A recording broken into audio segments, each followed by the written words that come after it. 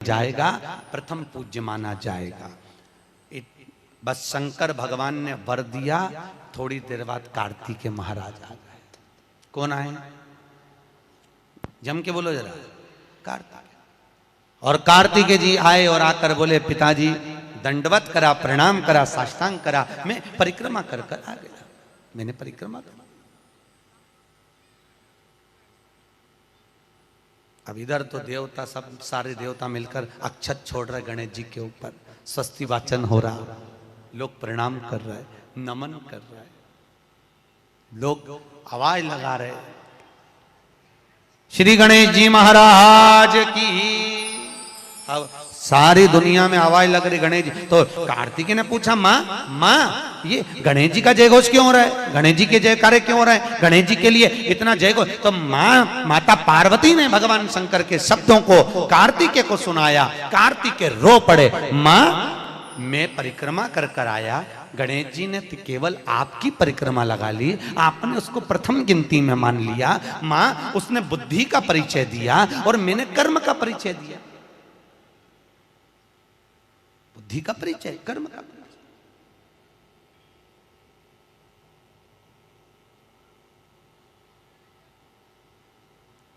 मैंने कर्म कर दिया। महाराज व्यक्ति को उसके भाग्य का मिलता है कि कर्म का मिलता है? जल्दी बोलो। कर्म का। आपका क्या विचार है? ये लोग तो बहुत दूर बैठे हैं इसलिए इनसे पूछ ही नहीं रही हूं। व्यक्ति को उसके भाग्य का मिलता है कि कर्म का मिलता है? पुरुषों से भी पूछने का मन है मेरा, भाऊ बोलो तो सही, कि उसके कर्म का मिलेगा कि भाग्य का मिलेगा? है दोनों का मिलेगा। मेरी माताएं जीजियां बिल्कुल सही कह रही है, दोनों का ही चाहिए। काय का? भाग्य का और कर्म का, ये दो हैं।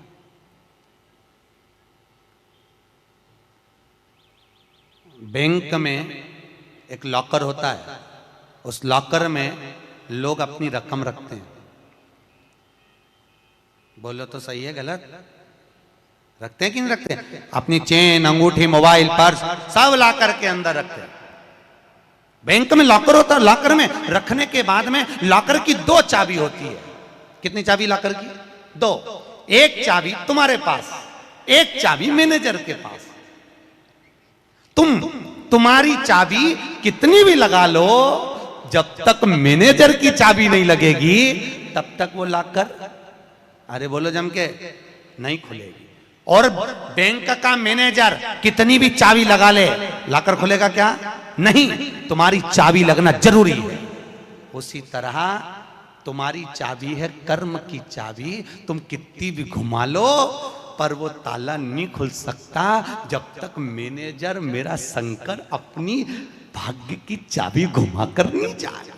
इसलिए तुम कर्म करो, भाग्य की चाबी मेरा भोलेनाथ घुमाएगा, और कब क्या दे जाए तुम्हें मालूम ही नहीं पड़ पाएगा। इसलिए चाबी दोनों होना चाहिए, एक भाग्य की, एक कर्म की। दो चाबी होंगी, लॉकर खुलेगा। अगर एक चाबी लगी तो लॉकर नहीं खुलेगा। गणेश जी महाराज को भगवान कार्तिकेय महाराज बोल रहे हैं, माँ मैं कर्म करने गया था, मैं परिक्रमा करने गया था, और यहाँ गणेश जी महाराज को तुमने प्रथम गिनती में बना दिया। माँ ये क्या हुआ? माता पार्वती को गुस्सा तो बहुत आया, क्रोध भी आया। माँ पार्वती की आंख में अश्रु भी भर गए महाराज, आंसू है माता पार्वती के नयन, अश्रु।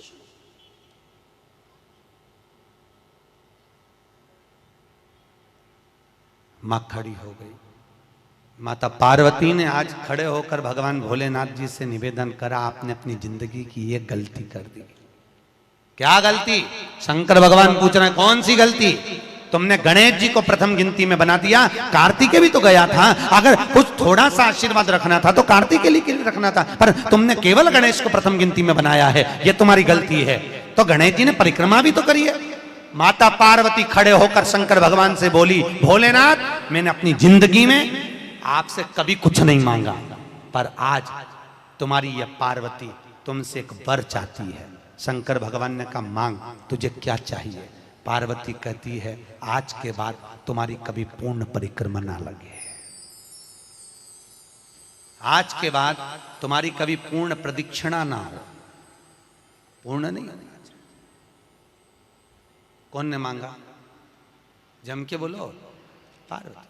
शंकर की पूर्ण प्रदक्षिणा माता पार्वती ने कह दिया, भोलेनाथ आज के बाद ना हो, क्योंकि तुम भोले हो, तुम्हारे आसपास कोई घूम लेता है, तुम उसको कुछ भी निकाल कर दे देते हो। होता है, दो बहुएं होती हैं, एक बहू रहती है पूना में,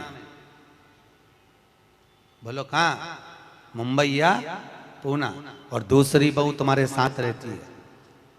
अरे बोलो जम के, एक दूर रह रही है और एक तुम्हारे साथ रह रही है।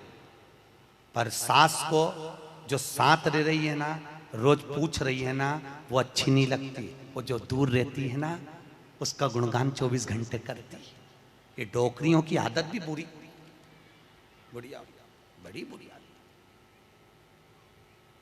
जो पास रह रही है वो अच्छी नहीं लग रही, जो दूर रह रही ना, वो दिवाली पे आती है, बस दिवाली पे 30 त्योहार पर आती है, और दिवाली पे आते और आके पल्लू वल्लू लेके मम्मी जी मम्मी जी मम्मी जी करके आई आई करके बस 2-4 बार इधर उधर घूमेगी और सास इतनी खुश हो जाएगी, तुरंत अंगूठी निकाल के चुपचाप रख ले।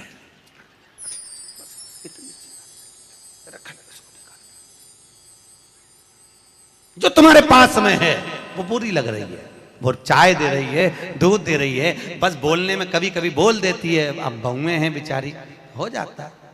एक सास बहू से कहती है, मैं सुबह 5 बजे उठती हूं, तू 4 बजे उठाकर। अब वो झगड़ा करते करते हमारे पास आ गए और हमारे पास आके बोली, गुरुजी ये मेरी सास मुझे परेशान करे। मैंने बोला, तेरी सास को क्या बोल रही है? तो क्या मैं 5 बजे उठूं तो बहू 4 बजे उठना चाहिए। तो मैंने कहा, अच्छी बात बोली, कोई दिक्कत वाली बात नहीं है। एक काम कर, बहू की उम्र है 20 साल, तेरी उम्र है 70 साल, तू 20 साल की बन जा, मैं भी इसको जगाना चालू कर देता हूं। जब तुम, वो कहते हैं ना, सास भी कभी बहू थी। जब तुम बहू थे, तुम भी खूब अलमस्त चकाचक सोते थे, और तुम्हारी सास पहले उठती थी। बुढ़ापे में नींद नहीं आती जीजी, नहीं आती। आती क्या?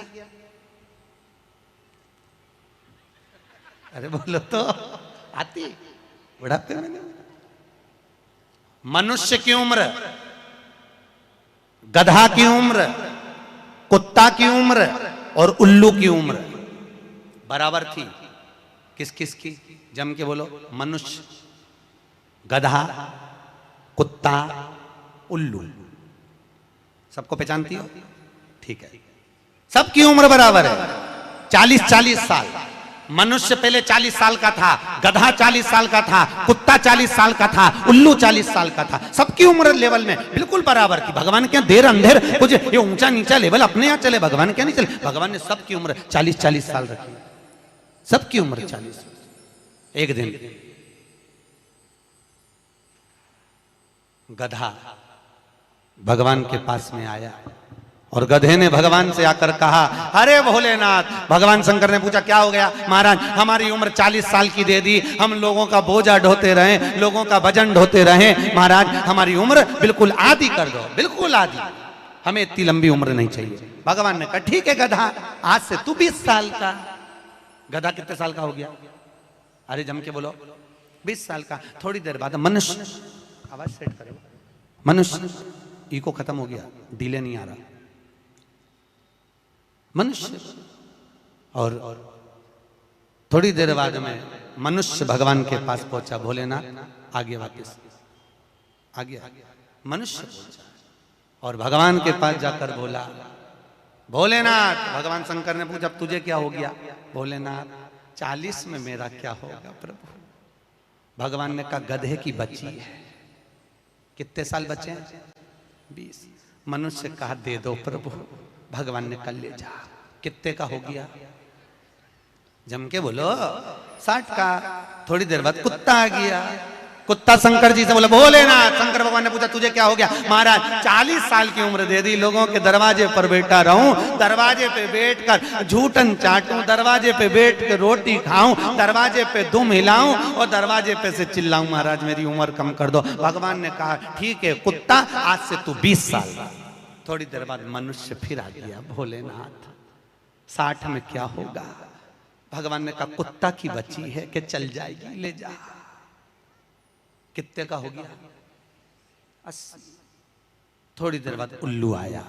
उल्लू ने आकर कहा, भोलेनाथ। भगवान शंकर ने पूछा, तुझे क्या हो गया? महाराज 40 साल की उम्र दे दी, रात रात भर जगता रहूं, पेड़ पे टंगा रहूं, रात रात भर मुझे नींद नहीं आती भोलेनाथ, मेरे को रात भर चौकीदारी करना पड़ती, रात भर पेड़ पे बैठा रहता हूं, रात भर वृक्ष पर बैठा रहता हूं, मेरी उम्र कम कर दो। भगवान ने कहा, कितनी कम कर दो? बिल्कुल आधी कर दो। भगवान ने उल्लू की उम्र आधी कर दी। कितने साल का हो गया? 20 साल का। थोड़ी देर बाद मनुष्य आ गया। मनुष्य आकर बोला, अरे भोलेनाथ। शंकर भगवान ने पूछा, क्या हुआ? 80 में मेरा क्या होगा? भगवान ने कहा, उल्लू की बच्ची है, चलेगी कि ले जा। कितने का हो गया? 100 का। अब तुम खुद देखो, 40 वर्ष तक मनुष्य अपनी जिंदगी को सही जीता है। कितने साल? जम के बोलो जरा। 40 साल तक मनुष्य अपने जीवन को सही जीता है। खूब खाता, आराम से पचता, खूब डेंटिंग पेंटिंग सब चकाचक, कपड़े मपड़े सब जोरदार, रकम मकम सब पहने, खूब अच्छा लगे। क्योंकि 40 वर्ष की जिंदगी तुम्हारी है तो 40 साल तक मनुष्य अपने जीवन को सही जीता है। 40 के बाद किसकी लगी थी?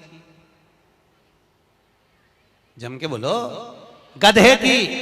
तो 40 से 60 तक मनुष्य गधे जैसा बोझा ढोता है। बच्चों को बड़ा करना है, शादी करना है, मायरा भरना है, परिवार को पालना है, तो बोझा ढो रहा है। जैसे गधा बोझा नहीं ढोता, ऐसे 60 तक बोझा ढोया। 60 के बाद उम्र किसकी लगी? कुत्ता की। जब 80 की उम्र में आता है तो कुत्ते को दरवाजे पे रखा जाता है। जब तुम्हारी 80 की उम्र होगी तो घर के लोग कुर्सी डाल के, खटिया पलंग दरवाजे के पास हॉल में बिठा देंगे, वहीं बैठे, और रोटी भी दरवाजे के पास, चाय भी दरवाजे के पास, क्योंकि कुत्ते को अंदर परमिशन नहीं है। और कोई भी मिलने आया तो वहीं से चिल्लाया, बहु, वहीं से आवाज लगा रहा, क्योंकि कुत्ते की उम्र लगी है। वहीं से अब कुत्ते के बाद में 80 के बाद 80 से 100 उल्लू की। डॉक्टर साहब क्या गई? डॉक्टर साहब मुझे रात में नींद नहीं आती। डॉक्टर साहब ने टेबलेट दे दी, नींद की गोली दे दी, डॉक्टर साहब ने इंजेक्शन लगा दिया। कितने भी अच्छे अच्छे डॉक्टर को दिखा लेना, पर 80 से 100 साल की जब उम्र होगी, डॉक्टर को क्या मालूम कि किसकी लग गई। शिव महापुराण कहती है 80 से 100 में कितनी भी दवाई खाओ, कितने भी इंजेक्शन लगवाओ, पर रात्रि को नींद नहीं आएगी। गोली खा भी लोगे तो रात के 1:30-2 बजे तक चकाचक सोएगी, 2 बजे के बाद उल्लू जैसी बैठी रहेगी। 2 बजे के बाद कितना भी खाओ, कितनी भी दवाई खाओ, कितने भी अच्छे डॉक्टर को दिखाओ, पर 80 से 100 में जाग रही। आधी रात को जागे, बहू के मम्मी सो नहीं रही, आई सोई नहीं, आई के मारे नींद ही नहीं आई। अब इसके कौन समझाए? उल्लू की लगी, कौन समझाए इसके? 80 से 100। अपन तो सब कथा छोड़ो, अपन अपनी कथा पे आओ, चलो। महाराज तो जो बहुत दूर रहती है ना, वो अच्छी लगती है। जो पास में रह रही, दूर के ढोल सुहावन, ठीक नहीं है, श्रेष्ठ नहीं। भागवत ज्ञान गंगा यज्ञ समिति वालों, काय श्रेणी की कथा 10-15 मिनट ज्यादा हो जाए तो कोई दिक्कत तो ना है? हाँ, क्या विचार है तुम्हारा? नहीं, अगर खाना हो तो मैं तुम अक्षतम किस्म कर दूं, मारे का ये मिर्ची का ठेसा तैयार अपने कहीं। आमठी न चावल, आज तो खूब चक निपटा। अगला प्रश्न है, तो ये प्रदक्षिणा का प्रश्न। अगला प्रश्न, शिवलिंग की पूजा करने के लिए शिवलिंग को घर में कहां रखें? जहां तुम्हारी मर्जी हो। अब ये तो भगवान शंकर को पूजा घर में रखो ना, जहां पूजन होती है, जहां देवता बैठे हुए वहां रखो।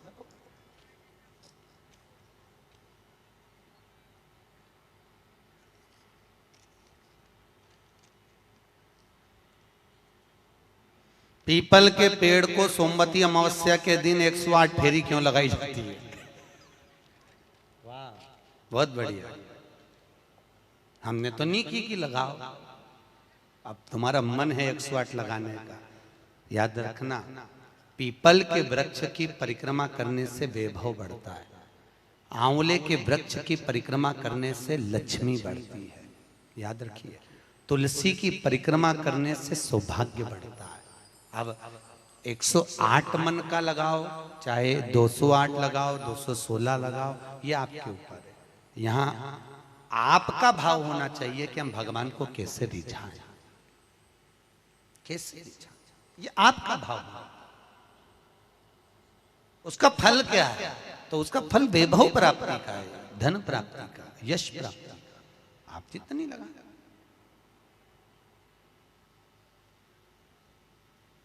ऋषभदेव जी के पुत्र श्री भरत जी महाराज अपनी योनि से छूटे तो हिरण की योनि में गए।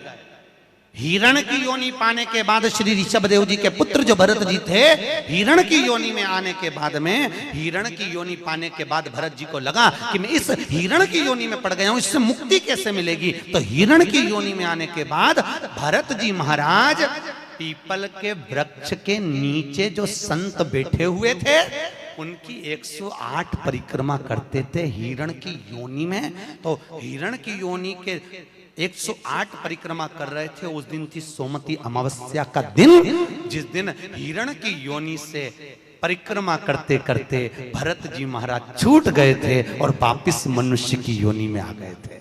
ये 108 परिक्रमा का फल है। ऋषभ जी के पुत्र हिरण की योनि से छूटकर परमात्मा की भक्ति को मनुष्य देह मिल गई। शायद हो सकता है हम मानव की देह में हैं और मनुष्य की देह में आकर अगर हम भगवान की 108 परिक्रमा लगाते हैं, हम भगवान का भजन करते हैं, 108 परिक्रमा के अंतर्गत हम डूबे रहते हैं, तो हो सकता है मनुष्य की योनि से छूटकर हम देव योनि में चले जाए, भगवान की परास प्राप्त हो जाए। मां तो शास्त्र कह रहा है, अंजना माता गौतम बाबा से कहने पर शंकर की आराधना कर रही है। और आराधना करी माता अंजना ने, शिव जी की आराधना करी, शंकर की जब आराधना करी, शंकर का अभिषेक करा, भगवान भूत भावन प्रसन्न हो गए और शंकर भगवान ने उसी समय माता अंजना को वर प्रदान करा, तो चिंता मत कर, तेरे घर में पुत्र होगा। पुत्र, तू क्यों चिंता कर? भगवान शंकर जब भी देते हैं छप्पर फक के देते हैं। भगवान कृष्ण के यहाँ कितने बच्चे दिए? 1,77,086।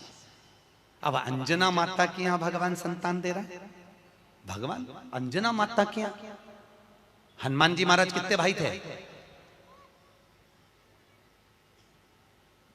माता अंजना के गर्भ से जो संतान हुई थी, हनुमान जी महाराज सगे भाई कितने थे? हनुमान जी कितने भाई? अरे बोलो तो सही, हनुमान जी भाई कितने हैं? सगे भाई कितने हैं हनुमान जी महाराज? तो अंजना माता ने जब भगवान शिव की आराधना करी, शंकर की जब आराधना करी, तब भगवान शंकर प्रसन्न हुए। समय बीता, माता अंजना के गर्भ में भगवान शंकर के तेज पुंज को पवन देव ने ले जाकर माता अंजना के गर्भ में स्थापित करा। स्थापित करने के बाद पूर्णिमा के दिन, चैत्री पूर्णिमा के दिन, भगवान अंजना माता के गर्भ से शंकर का ही एक अवतार श्री हनुमान जी महाराज प्रकट हुए हैं। महाराज श्री हनुमान जी महाराज की। हनुमान जी सगे भाई हैं 6। कितने भाई हैं? 6 सगे भाई। सबसे पहले नंबर हनुमान, फिर गतिमान, केतुमान, धृतिमान, यतिमान, ऐसे हनुमान जी महाराज के 6 भाइयों का क्रम वर्णन किया गया। कितने भाई हैं? 6। हनुमान जी महाराज का एक भाई है जिसका नाम है गतिमान। क्या नाम है, गतिमान। और जिसके यहाँ पर फैक्ट्री हो, किसी भी तरह की फैक्ट्री हो, चाहे वो नट बोल्ट की हो, पानी की हो, किसी भी तरह की फैक्ट्री हो, अगर फैक्ट्री में जरा सी भी तकलीफ आती है तो हनुमान जी महाराज के उल्टा पांव, लेफ्ट पांव के नीचे का सिंदूर लाकर गतिमान का नाम लेकर अगर फैक्ट्री पर स्वस्तिक बना दिया जाता है तो वो फैक्ट्री धड़ाके से चलना चालू हो जाती है, कभी खराब नहीं होती, कभी परेशान नहीं करती। महाराज गतिमान, हनुमान जी के तीसरे नंबर का भाई गतिमान का नाम। ये जो राजनेता होते हैं ना, जब चुनाव लड़ने के लिए जाते हैं और उन्हें विजय प्राप्त करना है तो विजय पाने के लिए वो एक ही काम करते हैं, हनुमान जी के तीसरे नंबर का भाई गतिमान, उस गतिमान के नाम से जो व्यक्ति युद्ध करने के लिए जा रहा है या विजय पाने के लिए जा रहा है, अपने बराबर का लच्छा, लच्छा जानते हो, नाड़ा मोली, उसको नाप कर गतिमान के नाम से लपेट कर हनुमान जी के मंदिर में रख देता है और उस मोली को फिर अपने हाथ पर बांध लेता है, तो वो हार नहीं सकता, विजय ही प्राप्त करेगा। गतिमान का इतना प्रभाव है, चाहे कुछ भी। गतिमान, गतिमान है वो, नीचे नहीं गिरने, उसकी प्रखरता गतिमान। श्री हनुमान जी महाराज का प्रागट्य हुआ, अंजना माता के गर्भ से श्री हनुमान जी महाराज प्रकट हुए। पवन तनय संकट हरन मंगल मूर्त रूप, राम लखन सीता सहित हृदय बसौ सुर भूप। श्री हनुमान जी महाराज प्रकट हुए, देवताओं ने पुष्पों की वृष्टि करी, गंधर्व गान करे, अप्सरा नृत्य करी, चारों तरफ सुख समाहित हुआ। श्री हनुमान जी महाराज की, हनुमान जी महाराज प्रकट हुए, प्रबल। रावण को मारने में सबसे ज्यादा सहयोग किसने करा था? अरे जम के तो बोलो, हनुमान जी। पूरी पृथ्वी पर सबसे ज्यादा मंदिर किसके हैं? बोलो तो हनुमान के। अपने करमाला में तुम गिनना, अगली बार आऊंगा तो पूछूंगा। अगर अगली बार भागवत ज्ञान गंगा यज्ञ समिति ने मान लो बुलाया तो पूछूंगा आपसे आके कि करमाला में कितने हनुमान जी के मंदिर हैं और राम जी के मंदिर कितने हैं। राम जी के मंदिर अगर 5 होंगे तो हनुमान जी के मंदिर 20 होंगे। हर जगह पर हनुमान मिल जाएंगे, हर जगह, कहीं पीपल के नीचे, कहीं कहीं बैठे हुए, कहीं कहीं बैठे, हनुमान ही हनुमान, ढेर सारे हनुमान। हनुमान, आखिर हनुमान जी के मंदिर ज्यादा, राम जी के मंदिर कम क्यों? नहीं तो राम के मंदिर ज्यादा होना चाहिए, हनुमान के मंदिर कम होना चाहिए, पर हनुमान के मंदिर ज्यादा इसलिए हुए क्योंकि हनुमान जी ने राम जी की इतनी सेवा करी, इतनी सेवा करी कि भारत की भूमि पर सेवा पुजा गई, इसलिए हनुमान जी के मंदिर ही मंदिर बन गए। मंदिर तुम्हारे भी बन सकते हैं अगर तुम सही से माता पिता की सेवा करो तो। मंदिर बनने में देरी नहीं लगी, तुम करो तो मंदिर बन जाए। रावण को मारने में सबसे ज्यादा सहयोग किसका था? अरे बोलो जम के, हनुमान जी का।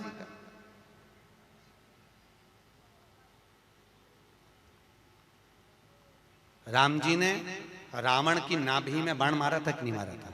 अरे बोलो जम के, क्या था नाभि में? अमृत। तो जब रावण की नाभि में राम जी महाराज बाण मार रहे हैं तो रावण क्यों नहीं मर रहा? मर जा रावण, क्योंकि नाभि में अमृत है, वो तो सूख चुका है, मरे ना, फिर मरता क्यों नहीं है रावण? क्यों नहीं मरा रावण? राम जी से 10 मुख हो गए फिर भी नहीं मर पाया, फिर तैयार, फिर विभीषण कह रहा है कि ये रावण की नाभि में अमृत है, मारो, और राम जी बाण पर बाण छोड़ रहे हैं तो रावण नहीं मर रहा, धराशायी होकर नहीं गिर रहा, वहीं की वहीं खड़ा है, स्थिर की स्थिर, मरने को तैयार ही नहीं है। ये भी बड़ी विचित्र सिचुएशन है, मर ही नहीं लिया। चिंता लग गई हनुमान जी को युद्ध देखते देखते। हनुमान जी महाराज समझ गए जरूर कोई बात है जिससे ये रावण नहीं मर गया। भगवान ने इतने बाण छोड़ दिया नाभि में, विभीषण करे नाभि में मारो, नाभि में ही भगवान मार रहे तो भी नहीं मर रहा। हनुमान जी महाराज ने देखा युद्ध अपनी जगह चलता रहेगा, हनुमान जी गए, लंका के अंदर पहुंच गए, एक पंडित जी का रूप रखा, संत का रूप रखा, गुरु का रूप रखा और ब्राह्मण का रूप रखकर हनुमान जी अंदर आए लंका में। और लंका में सब सब सब लोगों के हाथ देखने लगे, हाथ दिखाओ। अब सही सही बताया, हनुमान तो हनुमान, सबका भाग्य बता रहे। इतने में मंदोदरी के पास खबर पहुंच गई कि लंका में कोई ऐसा विद्वान पंडित आया है जिसको हाथ दिखा तो भाग्य बताता है। मंदोदरी निकल कर बाहर आ गई। मंदोदरी ने आकर कहा, ब्राह्मण देवता मेरा हाथ देखकर बताओ कि मेरा भाग्य क्या कहता है। इतने में हनुमान जी ब्राह्मण के रूप में थे। हनुमान जी ने कहा, पंडित जी बोले ब्राह्मण के रूप में, हनुमान जी बोले तेरे पति के ऊपर काल मंडरा रहा है और तेरा पति मरने को तत्पर खड़ा है। पर सुन ए स्त्री, तेरा पति इतनी जल्दी नहीं मर सकता, क्योंकि तेरे पति के पास जरूर कोई राज की बात है। इतने में मंदोदरी बोली, पंडित जी आपने बिल्कुल सही कहा, एक ऐसी राज की बात है, मेरा पति मर ही नहीं सकता। हनुमान जी तुरंत बोले, वो राज की बात या तो मैं जानता हूं या तू जानती है। इतने में मंदोदरी बोली, पंडित जी बिल्कुल सही बात है, जब मेरे पति रावण ने तप करा था, ब्रह्मा जी से वर मांगा था, तो ब्रह्मा जी ने कहा मांग तुझे क्या चाहिए, तो रावण ने कहा कि मैं अमर हो जाऊं, तो ब्रह्मा जी ने कहा ऐसा नहीं हो सकता, तो रावण ने कहा मेरी नाभि में अमृत दे दो, रावण को अमृत दे दिया। तब रावण ने कहा इतने में संतुष्टि नहीं होगी, एक बार और दीजिए, मुझे एक ऐसा बाण दो जिस बाण के लगने से नाभि में अमृत सूखे और मैं मरूं। मंदोदरी ने कहा मेरा पति जब तप कर कर आया था, उसको ब्रह्मा जी ने एक बाण दिया था, वो बाण मेरे पति ने मुझे लाकर दिया था। उस बाण को मैंने, जहां मैं शयन कक्ष में सोती हूँ, उस कमरे में मैंने दीवार के अंदर एक खंबे में चुनवा दिया है, सीमेंट से पक्का करवा दिया, वो किसी को मिलेगा ही नहीं। हनुमान जी अपने असली स्वरूप में आए, दीवार तोड़ी और बाण निकाला, राम जी को दिया, राम जी से अब मारो, और जो बाण लगा तब जाकर वो रावण मरा, तब जाकर मरा। नहीं तो राम जी बाण मारते रहते, रावण चकाचक खड़ा लगा हंसता हंसता। वो तो राम और हनुमान।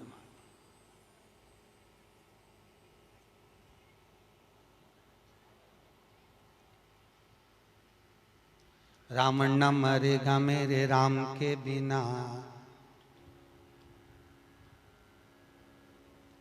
और राम न मिलेंगे हनुमान के बिना। श्री राम जय जय राम, श्री राम जय राम। भगवान राम जी महाराज आनंद में विराजमान महाराज, इसलिए भगवत भजन का स्मरण है, भगवत नाम का श्री हनुमान महाराज। अरे पवन तनय संकट हरन, मंगल मूर्ति रूप, राम लखन सीता सहित हृदय बसौ सुर। भगवान श्री हनुमान जी महाराज सहज नहीं, हनुमान जी महाराज आनंद में स्थापित हुए, विराजमान हुए। कुछ समय बीतता है महाराज, और उस समय की अनुकूलता में भगवान तुमरुका जी चंचुला देवी को भगवान शंकर के नंदन वन भ्रमण की चर्चा करते हैं। भगवान शंकर माता पार्वती के साथ में काशी घूमने के लिए गए। माता पार्वती अकेली बैठी हुई थी, शंकर भगवान को जाना पड़ा कोई काम से। पार्वती जी बोली मैं अकेली क्या करूंगी भोलेनाथ। शंकर भगवान ने कहा पार्वती तेरे एकांत को मिटाने के लिए तू इस वृक्ष से, सामने अशोक का वृक्ष था, इस वृक्ष से जो मांगेगी वो तुझे मिल जाएगा। पार्वती जी ने अपने शोक को दूर करने के लिए, एकांत को दूर करने के लिए अशोक के वृक्ष से एक अशोक सुंदरी को प्रकट करा। शंकर भगवान की 6 नंबर की लड़की है अशोक सुंदरी। थोड़ा आवाज बढ़ाओ, रिटर्न की। अशोक सुंदरी भगवान शंकर के 6 नंबर की लड़की अशोक सुंदरी। अशोक सुंदरी प्रकट, भगवान शिव ने आनंद स्थापित कराया। समय आया, आगे जो वर्णन आया, भगवान भूत बामन भूतेश्वर भगवान शिव 12 ज्योतिर्लिंग की कथा का स्मरण कराते हैं।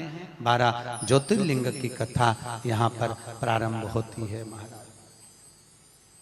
12 और 12 ज्योतिर्लिंग की कथा का स्मरण कराया।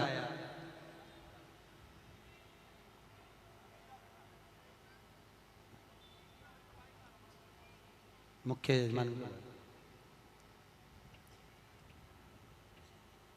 यजमान श्रेणिक जी के पुत्र है ना, उनको बुला।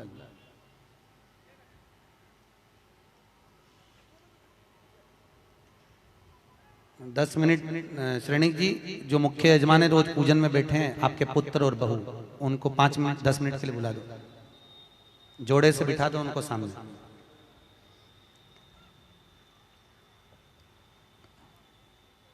जोड़े से बिठा दो, कहीं पे भी, यहीं सामने बिठा दो। भगवान 12 ज्योतिर्लिंग की कथा का स्मरण कराते हैं महाराज। श्री तुमरुका जी चंचुला देवी से कहते हैं, चंचुला ये 12 ज्योतिर्लिंग की कथा है जो अखंड सौभाग्य को देने वाली है, लक्ष्मी की वृद्धि करने वाली है, सुख समृद्धि देने वाली है, कार्य में उन्नति देने वाली है, उत्तम फल की प्राप्ति कराने वाली है, वंश की वृद्धि कराने वाली है और हर कार्य में सफलता प्रदान करने वाली 12 ज्योतिर्लिंग की कथा है महाराज।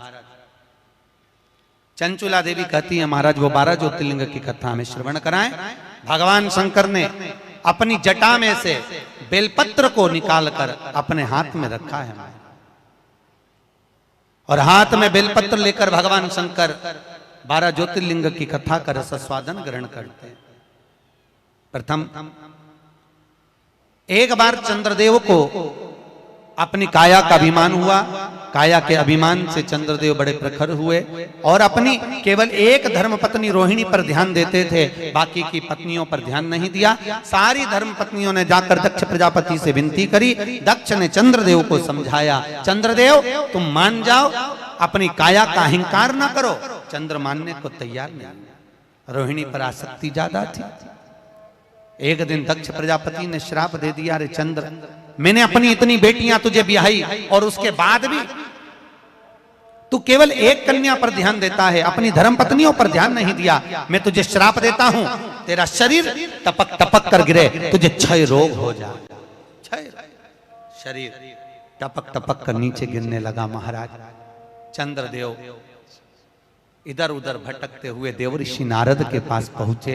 नारद जी महाराज अपनी मस्ती में भगवत भजन में लगे हुए थे। महाराज नारायण श्रीमन नारायण, नारायण श्रीमन नारायण, नारायण श्रीमन नारायण। गाइए, सब गाइए।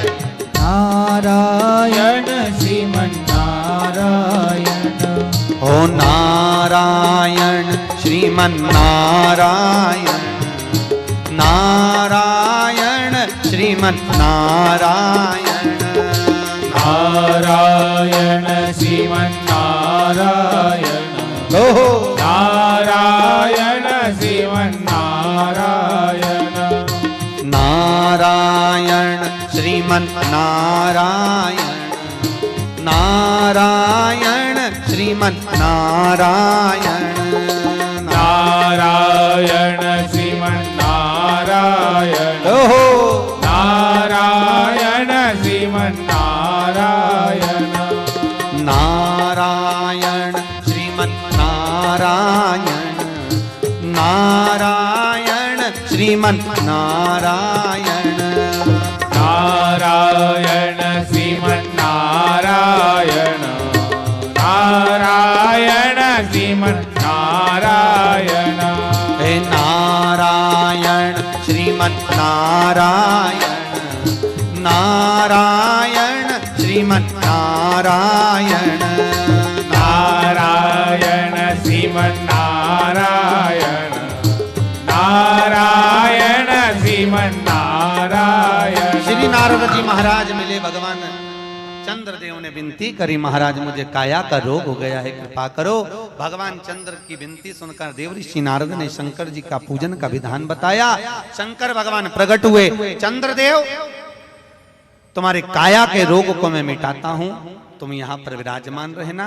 चंद्रदेव को भगवान ने मस्तक पर धारण करा। सोमेश्वर महादेव के रूप में भगवान शंकर विराजित हुए हैं महाराज। बोल सोमनाथ भगवान की हर हर। अगला वर्णन आया है श्री मल्लिकार्जुन। कार्तिकेय अपने माता पिता से रुष्ट होकर श्री शैलम पर जाकर बैठ गए, जहां बैठकर उन्होंने तप किया।